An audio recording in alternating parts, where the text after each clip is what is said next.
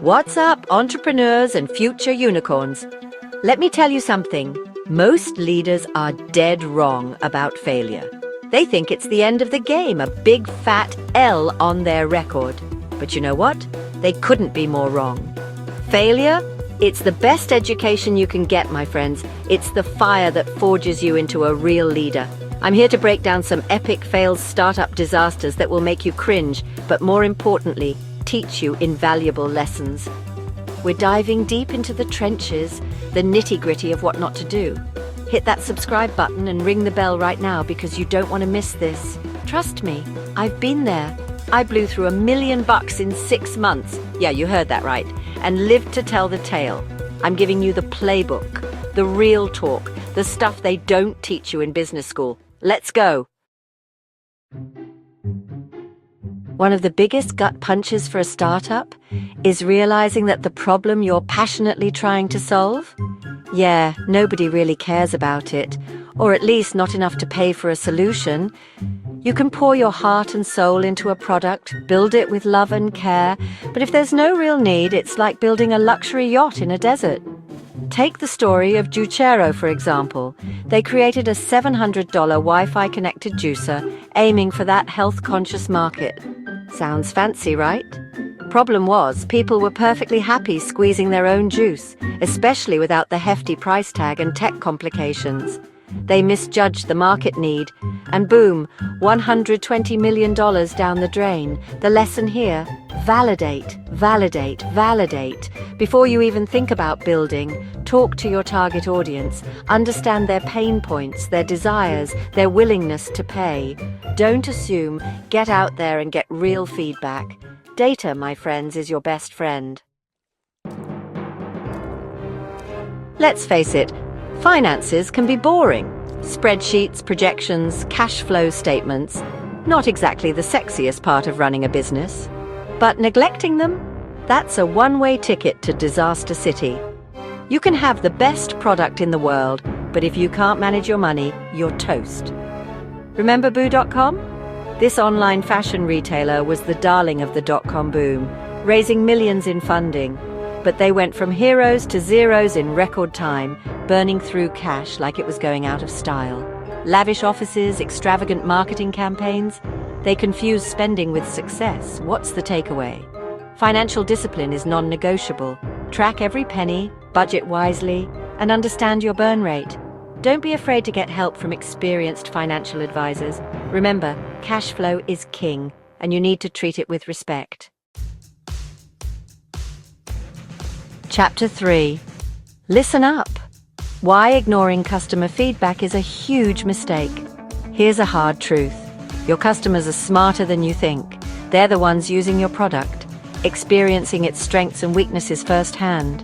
Ignoring their feedback is like driving with your eyes closed.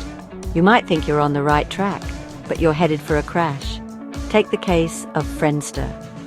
Before Facebook ruled the social media world, Friendster was the king of connections, but they made a crucial mistake. They stopped listening to their users. Slow loading times, clunky features, unanswered complaints. They ignored the warning signs and paid the price. Facebook, on the other hand, thrived by constantly iterating and incorporating user feedback. The message is clear. Your customers are your greatest asset. Listen to them, engage with them, and use their feedback to improve your product or service. Don't just collect data, actually act on it. Make it a two-way conversation and you'll build a loyal following that will champion your brand. Chapter 4. Adapt or die. The importance of staying flexible. The business world is a constantly evolving beast. What works today might be obsolete tomorrow. If you're stuck in your ways, clinging to outdated strategies, you're setting yourself up for failure. Adaptability isn't just a buzzword, it's a matter of survival. Think about Blockbuster Video. They were once the undisputed kings of movie rentals, but they failed to adapt to the changing landscape. When Netflix came along with its mail-order DVDs and then its streaming platform, Blockbuster hesitated, clinging to its brick-and-mortar model. The lesson is crystal clear. Don't be afraid to pivot. Be open to new ideas, new technologies, new ways of doing business. Embrace change and be willing to course correct when necessary. Remember, the only constant is change, and those who embrace it will thrive. Chapter 5. Leading the Way. How strong leadership makes or breaks a startup. Here's the deal. A startup's success ultimately hinges on its leadership. A strong leader sets the vision, inspires the team, and navigates through challenges. But ineffective leadership can be toxic, leading to confusion, low morale, and ultimately failure. Consider the case of Theranos, a health tech company that promised revolutionary blood testing. The company's charismatic founder, Elizabeth Holmes, managed to raise millions in funding despite a lack of viable technology. Her leadership style, focused on secrecy and intimidation, created a culture of fear and stifled innovation. The takeaway? Great leadership is about transparency, communication, and empowering your team. It's about building trust, fostering collaboration, and creating a positive and supportive work environment. Remember, your team is your biggest asset, and a good leader knows how to bring out the best in them. Outro: failure is just the beginning.